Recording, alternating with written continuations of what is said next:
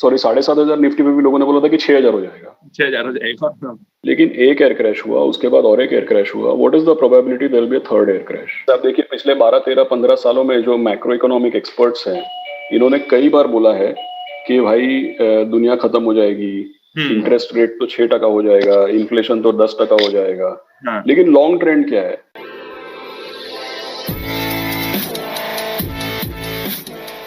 Sir सबसे पहले आशीष sir, Guru Purnima है और आप मेरे गुरु हैं और मैंने आपको हमेशा अपने गुरु के जैसे देखा है। आपसे मैंने हमेशा बहुत कुछ सीखा है। आपको सबसे पहले प्रणाम सर हम सभी की तरफ से, and welcome on invest Aaj for Kal family, and happy Guru Purnima. Thank you, thanks to you, thank you, same to you. Ashish sir, आज का इस डिस्कशन में ना सबसे पहले सर हमारे पुराने हम 2 बार डिस्कशन कर चुके हैं। सबसे पहले आपकी और हमारी बातचीत हुई थी जुलाई 2020 में, जिसको हमने इन्वेस्ट आज फॉर कल पे भी डाला था। वहां पे आपने कुछ बातें करी थी, जैसे कि दुनिया खत्म नहीं होगी, आप फुल्ली इक्विटी में इन्वेस्टेड हैं, पैसा बुरे समय में ही बनता है, अच्छे समय में तो जो आपने बुरे समय में इन्वेस्ट किया होता है उसकी वजह से आपको पैसा मिलता है। अगर कोई इन्वेस्टर बुरे समय में अपने एडवाइजर पे विश्वास नहीं रखता और उसकी बात नहीं सुनता और सिर्फ उसको अच्छे समय पे उसको ऑर्डर देता है, तो वो वेल्थ क्रिएट नहीं कर सकता। ये हमारी जुलाई 2020 में बात हुई थी। फिर रफली 6 महीने पहले हमारी बात हुई थी, जब निफ्टी अराउंड 13,000 13,500 के आसपास था। आपने कहा था कि अभी इन्वेस्टर्स ने तेजी देखी ही नहीं है। पिछले 5 से 6 सालों में हम मंदी देख रहे थे, तो इन्वेस्टर्स को पता ही नहीं है कि तेजी होती क्या है। इंडिया में 5 साल में जितना बुरा हो सकता था हो गया है। अगर आपको 13,000 14,000 पे निफ्टी बहुत महंगा लग रहा है, तो 16,000 पे आके मुझसे या आनंद से या मुझसे आके वापस से मत पूछना कि भाई अब कहाँ इन्वेस्ट करें और अब क्या सस्ती चीजें बता दो। दोनों ही वीडियो के कमेंट्स में हमारे पास बहुत सारे, तो बहुत आपको आपके चाहने वाले थे, बहुत मजेदार कमेंट्स आए। कुछ कमेंट्स ऐसे भी आए, आप बोल सकते हो 10%, जिनका ये कहना था कि अभी तो तेजी चल रही है इसलिए अनंत हो गया या आशीष सर हो गए, आशीष सर इतने बुलिश हैं, अभी देखो अभी वापस से क्रैश आएगा, फिर बात करेंगे।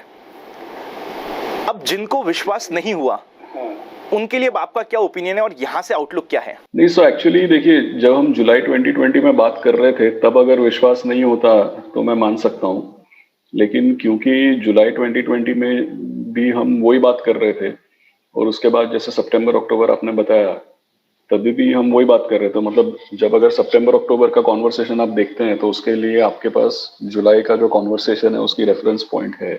तो ऐसा नहीं कि हम एक ट्रेंड पकड़ के कुछ अपना ओपिनियन दे रहे हैं। पहले भी जब मार्केट का बुरा हाल था कोविड के फर्स्ट वेव में, तब जो बोला वो भी रिकॉर्डेड है और अब की बात भी रिकॉर्डेड है।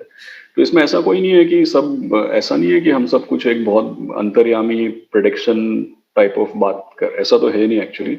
इट्स जस्ट दैट के जबकि जो सिचुएशन है तब जो समझ में आता है। और दूसरी बात क्या है कि आपको we should not forget that पिछले कई सालों में, जैसा मैंने पहले भी आपको बताया, पिछले कई सालों में 2 या 3 बार ऐसा हुआ है कि जो इकोनॉमिक्स का जो नोबेल प्राइज है वो ह्यूमन बिहेवियर और इन्वेस्टर साइकोलॉजी पढ़ने वालों को मिला है। तो इसमें सब कुछ मार्केट का या इकोनॉमी का प्रेडिक्शन और अंडरस्टैंडिंग एक बात है, लेकिन लोग किस तरीके से बाजार को देख रहे हैं, लोग अपना इन्वेस्टमेंट किस तरीके से ट्रीट कर रहे हैं, उससे भी काफी कुछ समझ में आता है।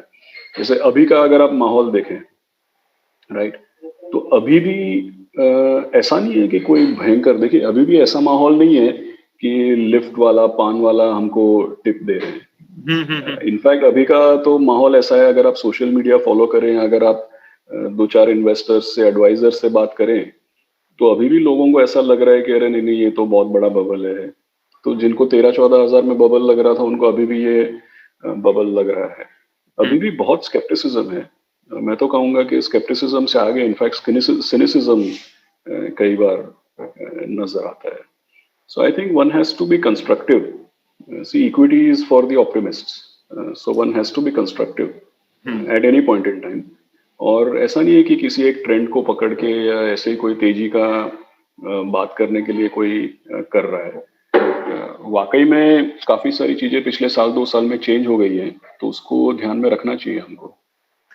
सर गोइंग फॉरवर्ड आपका आउटलुक क्या है मार्केट्स पे, मे बी 1 साल 3 साल 5 साल के टाइम होराइजन में? मुझे ऐसा लगता है कि मार्केट में अभी भी बहुत स्कोप है रिटर्न बनने के लिए। इसके 2-3 कारण हैं। फर्स्ट थिंग, अगर आप देखिए तो ये जो 31 मार्च 2021 और अब ये 30 जून 2021, ये जो दो रिजल्ट सीजन जो आए हैं, ये पिछले 8-10 साल के मुकाबले में कई बेहतर रिजल्ट्स आए हैं. Actually we are seeing probably the best corporate performance in many years, and actually after 10 years for the first time the results are better than any consensus estimate. And there is reason to believe that ये अगले 3-4 साल sustain हो सकता है. दूसरी चीज आप देखिए, जैसे लास्ट ईयर के वीडियोस में भी हमारी बात हुई थी कि एक नए इकोनॉमी में एक नए साइकिल की जब शुरुआत होती है, it always happens with very high liquidity, very low rates, and reasonably healthy corporate balance sheets, low leverage, ये सब जब माहौल होता है. Plus at the same time the government is also focusing very heavily on reform and in enabling people to in enabling businesses to move forward.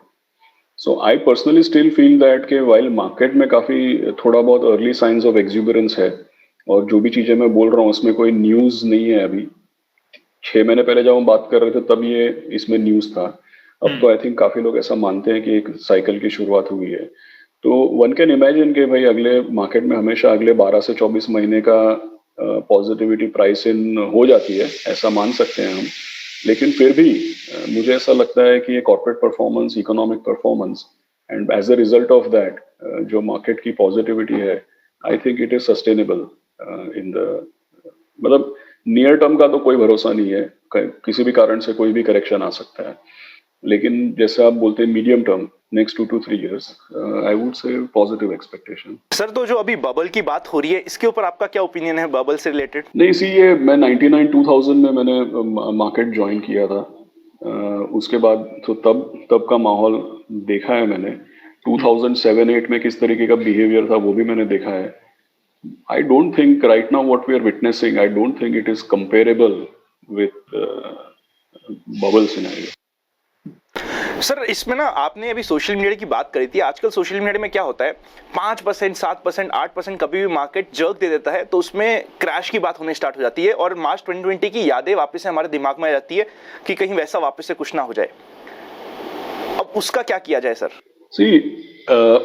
क्योंकि हम stock market में हैं तो कोई चीज की कोई गारंटी नहीं होती है, so anything can happen.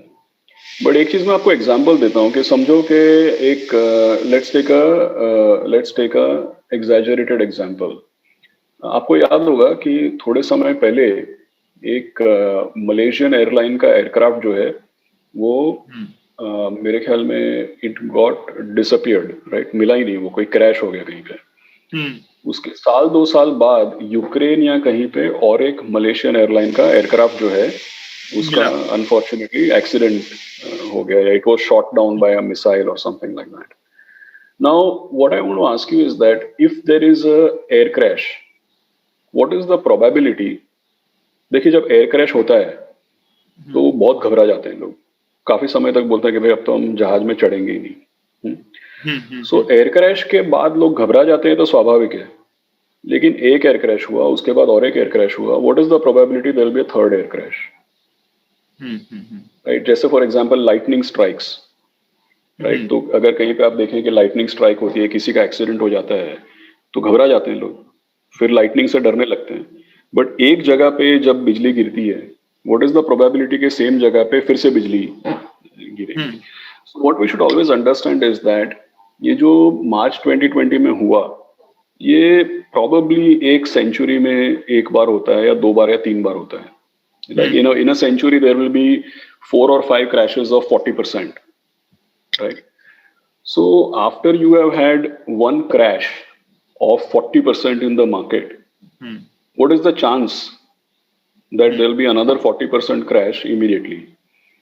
It is definitely, मतलब मैं ये नहीं बोल रहा हूँ कि it won't happen, it will definitely happen, but it may happen after a few years in the future. What is the chance that there will be 2 back-to-back crashes of 40%? So actually after a 40% crash, the probability of another 40% crash actually goes down. It doesn't go up. In people's mind, the probability goes up, but in the real world, if you follow the theory of probability, the possibility actually goes down. So we should always keep in mind that कि जब कोई हादसा होता है तो उस हादसे का टॉप ऑफ माइंड रिकॉल बहुत हाई होता है, और उस हादसे को लेकर के जो एक्सपीरियंसेस थे और उस हादसे को लेकर के जो हमारे मन में डर जो था वो बहुत ही फ्रेश होता है। लेकिन वो हादसा वापस होगा उसकी प्रोबेबिलिटी एक्चुअली घटती है, बढ़ती नहीं है। So we should keep these things in mind. And it is part of the game. It is part of the game, that is what we signed up for, that is one of the, अगर stock market में ये सब चीजें नहीं होंगी तो मजा भी नहीं आएगा ना। मजा भी नहीं आएगा, ठीक बात है। सर इसमें ना हमारी कुछ दिनों पहले ही आपकी और हमारी बात हो रही थी जोमेटो के रिलेटेड, आई थिंक कल का ही डिस्कशन था। जोमेटो की लिस्टिंग होते ही 1 लाख करोड़ का मार्केट कैप मिल गया, एंड वापस से बात आ गई कि ऐसा मार्केट कैप तो सिर्फ जब मार्केट बस बर्स्ट होने वाला होता है उससे पहले मिलता है। इसके ऊपर आपका क्या ओपिनियन है? सी देयर इज डेफिनेटली बहुत एक्साइटमेंट है, बड़ी एक्साइटमेंट होती भी है। जैसे 2003 में मारुति को लेकर के एक्साइटमेंट हुई होगी, 2010 में कोल इंडिया को लेकर के एक्साइटमेंट हुई होगी। तो you know when marquee companies और व्हेन अ न्यू कंपनी और कोई चीज जिसका कोई प्रेसिडेंस नहीं है, जिसका लोगों को पास्ट एक्सपीरियंस नहीं है, या कभी कोई हाउस होल्ड ब्रांड है, like Zomato is a house hold brand, right. जब कोई हाउस होल्ड ब्रांड है उसकी लिस्टिंग आती है तो बस इट्स ऑब्वियस थिंग ना कि ज्यादा से ज्यादा लोग इस ब्रांड को पहचानते हैं, राइट। तो ज्यादा से ज्यादा लोग जब इस ब्रांड को पहचानते हैं तो जब वो बाजार में जो वो आएगा, जैसे कोई हाउस होल्ड आइटम है हमारे घर की, उसकी अगर लिस्टिंग होती है तो अवर फेमिलियरिटी और our engagement will be more, the excitement will be that much more, but and that excitement will cause much wider participation. That is one. Second is of course it's a new business, पहली बार consumer tech का कोई business actually listing में आ रहा है। Third, हमने ये सब चीजों के बारे में पढ़ा है, जैसे चाइना में मेटुआन है, यूएस में डोरडैश है, इंडिया में आप देखिए तो Swiggy is also equally big brand. So excitement होने के मल्टीपल रीजंस हैं इसको लेकर के। And you know, generally that exuberance is there when there is a bubble. But I would say that you know, ये जो है अभी जायज है excitement. I don't think it's a bubble really, if you ask me. And you know, to pronounce anything, you know, first sign of exuberance in the market or early stages of exuberance in the market or first sign of a big bang listing, it doesn't automatically mean bubble. ये कोई, जैसा हमने पहले भी बात की है, कोई फिजिक्स नहीं है। It's not right. If you want certainty of rules, मतलब आपको ऐसा लगे कि भाई 1+1 हुआ तो 2 होता है, तो वो एरिथमेटिक में होता है, फिजिक्स में होता है। स्टॉक मार्केट में ऐसा नहीं होता है कि बड़ा लिस्टिंग हुआ, रिटेल पार्टिसिपेशन आया, यू नो लिस्टिंग डे पे प्रीमियम बहुत बड़ा आया, 1+2 1+1+1 इज इक्वल टू 3, ये this is equal to a bubble. ऐसा नहीं होता है, it doesn't work that way. ऐसे तो अभी बहुत लिस्टिंग्स आएंगे। प्लस आप एक चीज भी देखिए कि इंडिया में जो प्राइवेट इक्विटी का कल्चर है, इट स्टार्टेड विद 2005 और देयर अबाउट्स। उसके पहले भी थे private equity, but you know really in the you know global funds coming, lot of domestic private equity, all these things started somewhere in mid 2000s, and then you know subsequently many brands have been invested into by these private equity companies. So now this is part of the culture that even before a company comes to the market, you will have lot of familiarity with it, because India में 80s और 90s और early 2000s में private equity का culture नहीं था, right. तो private equity culture नहीं, इसका क्या मतलब है कि या तो आप बैंक फाइनेंस करोगे या तो आप सीधा आईपीओ करोगे। तो when a company comes to the market, your awareness, the size of the company, your awareness, maturity of business, वो सब चीजें नहीं थी। लेकिन पिछले 15-20 साल में प्राइवेट इक्विटी का कल्चर बन गया। तो इन्फो एज ने जोमेटो को पैसा दिया, and before the listing Zomato became a house hold name. Why did that happen? Why that happened? Because Zomato did not need to come to the market. For 15 years, they worked with whatever capital was provided to them by private equity. And before listing, they reached every household. So that's why your familiarity is very high, and you should get used to it. Now, many companies will come to the market which are already household name and you're familiar with it. Why? Because there is a huge private equity culture of incubating businesses. तो फिर ये तो एक बहुत ही positive structural change हो रहा है जो हम देख रहे हैं इंडिया में as a whole. You know, एक ये अल्फा की बहुत बात होती है आउट परफॉर्मेंस, आप एक चीज ध्यान में रखिए, one of the reasons why in US active managers struggle to outperform is because US has a very very big private equity cult. Companies in US IPO कब आता है पता है? आप देखिए, $50 billion, $100 billion, fully grown mature large cap mega cap companies come for IPO. What is the reason? The reason is because there is a very very big private equity culture. कंपनियां issue लाए बिना private equity के पैसे पे कंपनियां 50-100 billion का तो value ऐसे ही कर लेती है, right? So lot of alpha goes to private investor, and by the time company comes in the public market, it is already a matured mega cap company and very well covered, and very efficient information and price discovery, right? So in India, if you ask me, companies which are funded by private equity investors और 5-10 साल में के अंदर अंदर में वो private से public में आ जाती है, it's not bad news. You are lucky you are able to participate. तो हम क्या चाहते हैं कि ये कंपनियां मार्केट में नहीं आए और हमारे यहाँ पे भी यूएस की तरह 100 बिलियन का हो जाए फिर आए यहाँ पे. तो I don't think there is anything to complain. It's a good trend if these businesses which are otherwise not accessible to us, समझो कि ये 2-5 बिलियन और प्राइवेट इक्विटी में रेज कर लेते, जरूर कर सकते थे. अभी दिया ना, स्विगी को तो पैसा दिया ना, what I think more than $1 billion, their valuation. हाँ, so they raise private equity, correct? So they have adequate capital is available to them. They had a choice not to get listed. तो आप क्या चाहते हैं कि list नहीं करे, private equity का पैसा ले लेकर के 50-100 बिलियन हो जाए फिर आए आपके पास? I don't understand what are people complaining about. Very beautiful and different point. Ashish sir, आपको याद हो आपने लास्ट वाले हमारे डिस्कशन में पी रेशियो के बारे में बहुत ही डिफरेंट व्यू बनाया था, जो मुझे भी बहुत मजेदार लगा था. मैं सभी की रेफरेंस के लिए ना लास्ट 2 आशीष सर के वीडियोस के ऊपर आई बटन पे रखने वाला हूं. अगर अभी तक आपने वो चेकआउट नहीं किया तो उसको जरूर देख लीजिएगा और फिर इस कन्वर्सेशन को यहां से स्टार्ट कीजिएगा. आशीष सर, यहां पे नेक्स्ट पॉइंट ये आता है, जो बात आपने और हमने कई बार करी और आपने मुझे कई बार बोली है कि लोगों ने अभी तक तेजी देखी ही नहीं है, इसलिए उनको हर चीज में मंदी दिखती है. क्या अभी भी आपका सेम स्टैंड है इवन आफ्टर लुकिंग कि लास्ट 1-1.5 साल में हमने बहुत अच्छी मार्केट में रन देख लिया है? क्या अभी भी आपका सेम स्टैंड है कि एक्चुअल तेजी लोगों ने दिखी नहीं है? कभी कभी ऐसा मुझे लगता है कि देयर इज ऐसा साइकोलॉजी का थियरी है ना कि जो बोलते हैं कि दुनिया बर्बाद हो जाएगी, see people who predict doomsday and people who give a very very skeptical और a cynical view, see it's very important to have a skeptical view, but it's very very bad to have a cynical view. Scepticism और cynicism के बीच में का difference समझना बहुत जरूरी है. And ऐसा बोला जाता है, मतलब I am not a big expert on this, but मैंने रीड करता हूँ काफी, और ऐसा बोला जाता है कि जब कोई बहुत ही सिनिकल व्यू देते हैं तो वो इंटेलेक्चुअल साउंडिंग भी होते हैं कभी कभी. जैसे आप देखिए पिछले 12-13-15 सालों में जो मैक्रो इकोनॉमिक एक्सपर्ट्स हैं, इन्होंने कई बार बोला है कि भाई दुनिया खत्म हो जाएगी, इंटरेस्ट रेट तो 6% हो जाएगा, इन्फ्लेशन तो 10% हो जाएगा. लेकिन लॉन्ग ट्रेंड क्या है? लॉन्ग ट्रेंड ये है कि countries like China, India, Bangladesh, Vietnam, Philippines, इनके एंड इसके बाद अफ्रीका भी आएगा, तो these countries are consistently providing better and better educated and cheaper labor. That is a long trend. Then technological advancement, that is a long trend, right?